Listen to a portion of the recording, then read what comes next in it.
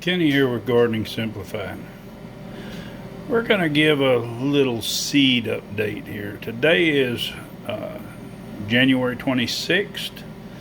Now, our last update was when we planted this seed that was trying to start germinating. We planted it on the 17th, so it's been 9 days, and look what we got here. The little cutie is trying to come out of the ground. Now, can you imagine? Now, this is a grapefruit seed that I use for my challenge, but can you imagine this little tiny plant growing up into a tree? Well, we're just going to keep watching. And if you want to follow along, well, just subscribe to my channel. Hit that bell button so you'll be notified.